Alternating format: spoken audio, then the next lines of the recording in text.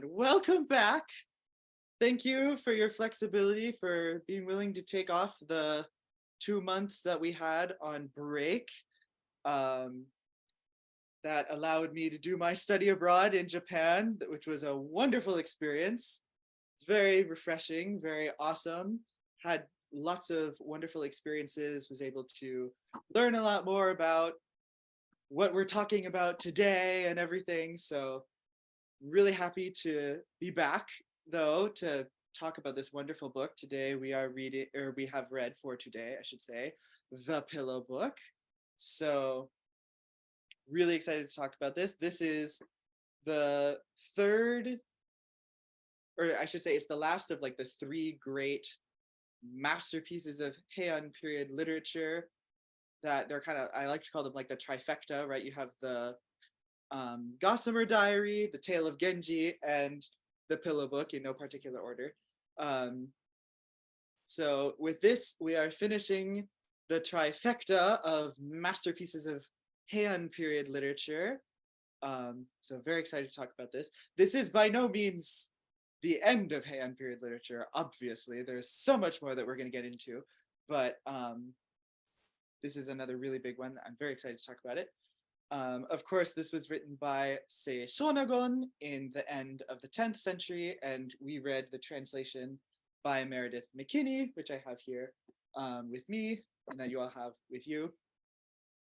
I'm gonna pause right here and just say, I just like to apologize because I'm still jet lagged. So if I'm kind of all over the place, I do apologize, but I'm trying my best. So, yeah, let's just jump right in. So I want to talk a little bit about the important people. Of course, we have the author herself, Shônagon, as depicted here in the middle. We have the translator here on the right, Meredith McKinney. She has translated a ton of Japanese literature, including other great older works like the some Matsuo Basho and some of the works of the priest Saigyo. But she's also done some more modern things. For example, I have a couple of her translations of Natsume Soseki, which are incredibly beautiful. And she is currently teaching at a university in Australia. Unfortunately, I forget which one exactly. She teaches at the Japan Center of the Australian National University in Canberra. So she's there. And then on the left here, we have Fujiwara no Michitaka, who's a very important person because he is the regent at the time, and he is also the father of Shônagon's patron, the Empress Teishi, also known as Sadako. So, to talk about some personal important facts, Shônagon was born around the year 966. She is the companion to the Empress Teishi, but it is important to note that Shônagon is actually significantly older than the Empress, at least by a decade, if not a little bit more.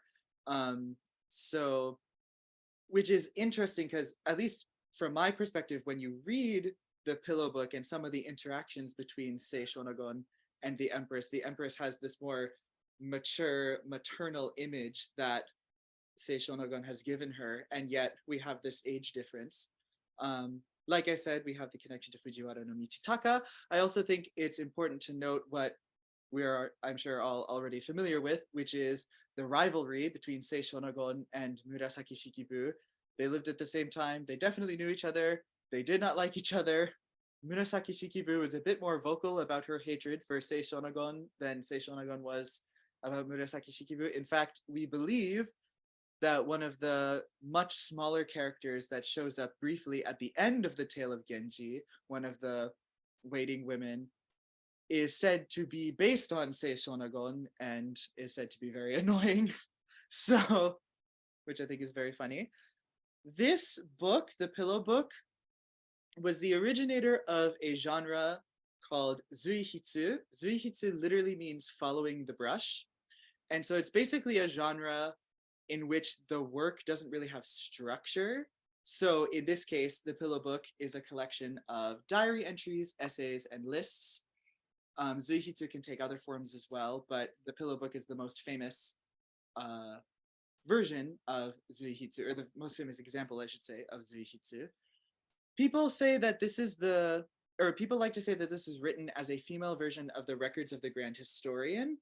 We've all read Heian period literature, so we probably already know what this is, but just as a refresher, the Records of the Grand Historian was a very, very important piece of Chinese literature that all male courtiers and politicians had to read. It was it was like the backbone of their education practically. And because it was written in Chinese, women were kind of barred from learning it because they were not allowed to know Chinese, although most did. And say Shônagon definitely did.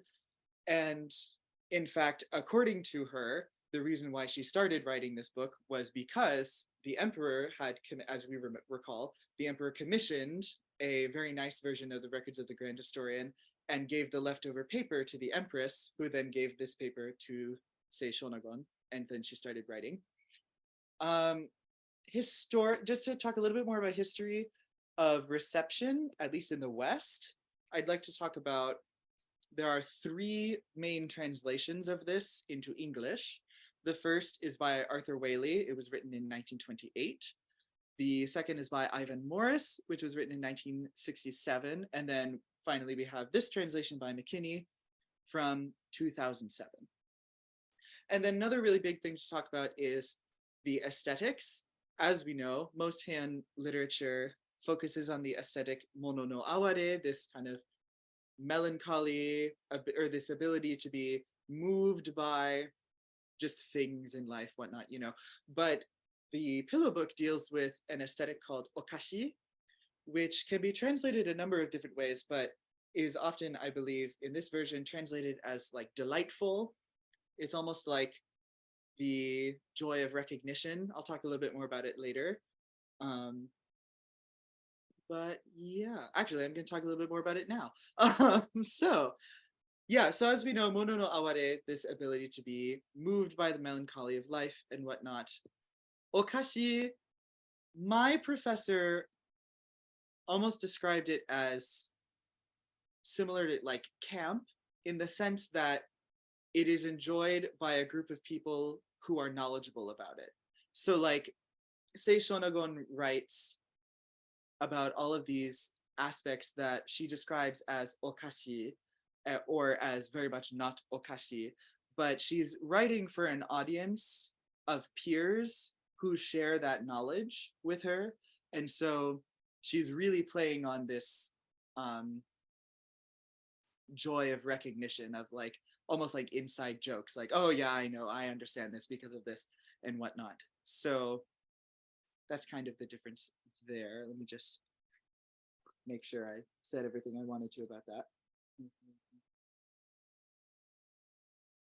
Yeah, it's like a kind of aesthetic response that can be cultivated and honed, which delights itself by its awareness of the frisson of pleasure that an object or moment produces, and whose pleasure is compounded by the knowledge that it would be shared by others of cultured sensibility, to put it eloquently. Yeah, so basically just like the pleasure of recognition, the pleasure of recognizing illusions and whatnot. I wanted to highlight some of the famous episodes and also just some of the episodes that I like personally about that show up in this book. They're in no particular order. The first here in my little list is the snow mountain, when it snows and everyone decides that they're going to make big snow mountains.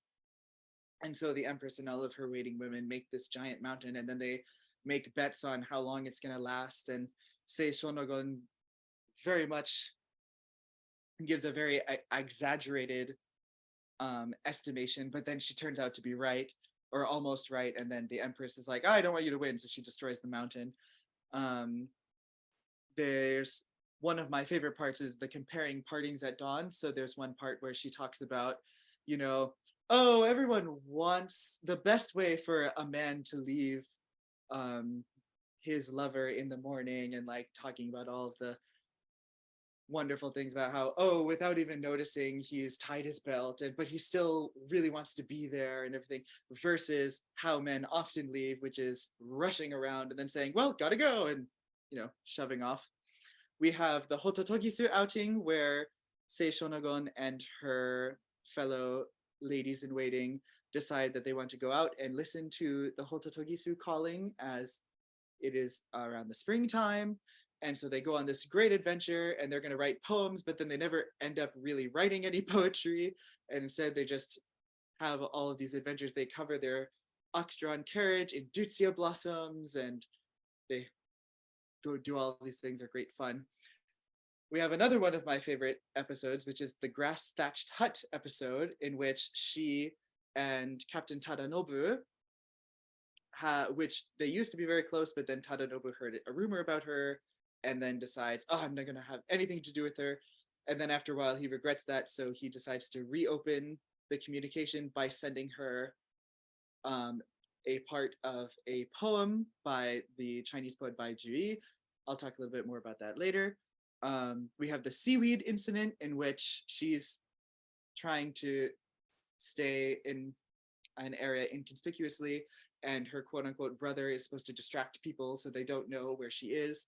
But he finds it very difficult, so he starts gnawing on seaweed. And then later on, when he finds it too bearable, he's like, what am I supposed to do? And then she just sends him more seaweed. I liked that one. We also have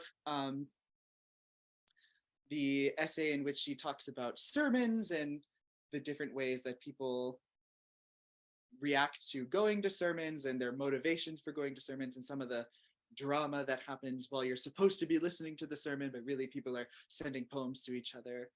And then, of course, we have the reason why she wrote the Pillow Book. I think it's also important to note that there are multiple, and we'll talk a bit more about this, especially with the next meeting when we read the article, but we don't actually know how the Pillow Book was supposed to be organized, because we don't have the original manuscript, and there is all of these sections that don't necessarily have a structure. So they just kind of got mixed up over the years. So we don't know exactly how it's supposed to be laid out, which kind of gives us more of a freedom of interpretation, which is nice, but it can also be a little frustrating for scholars who are trying to be as accurate as possible. I wanted to talk a little bit about the grass thatched hut episode, just because I love it so much. So Tadanobu references a poem by a very famous Tang Dynasty Chinese poet named Bai Juyi. That's one of his names. He has many names.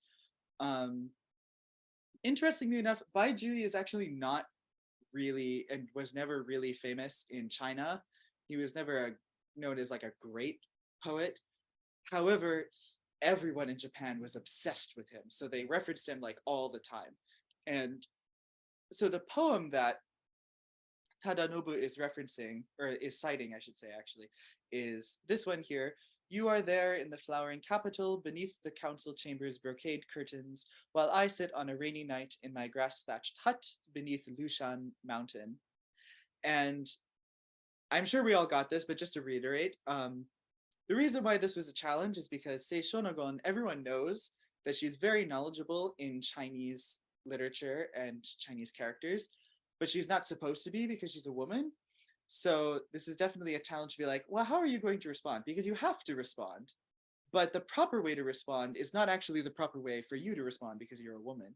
So her responding in Japanese, saying, who will come visiting this grass-thatched hut, on one level is very clever because it's in Japanese and it's not the literal ending of the poem, but she's referencing the important image of this hut. It's on another level, though, it's also very clever because she uses charcoal, which also kind of alludes to the fact that the person would, in like the character in the poem, would be writing this in poverty in a hut. This is very simplistically in the countryside. And obviously, all of the men who are involved in this challenge get a lot of pleasure out of this answer, and they write them on their fans, and it's like their own little secret joke, and then they start calling her grass thatched hut, which I think is hysterical. The last thing before I really want you guys to talk about this, and I really want to hear what you thought about this book. But the last thing I wanted to mention was the fact that Sei Shônagon is one of the 100 poets in the Ogura Hyakunin Isshu, and I just wanted to share her poem here. This translation, it's actually not completely by Tom Galt. I also edited it myself just based on the original Japanese, but it reads, "You may try that trick of imitating the cock's crow in the dark of night, but never will this guardsman at Osaka gate let you pass." I actually got my own set of the Ogura Hyakunin Isshu card game, where each one has a card, and then you're supposed to someone says the beginning of the poem, and then you're supposed to finish the poem, say who the poet is, and find their card. So I just wanted to, I don't know if you can all see here. Actually, I'll stop share. If you look at my screen, this is her card, Sei Shônagon. Yeah, so that's her.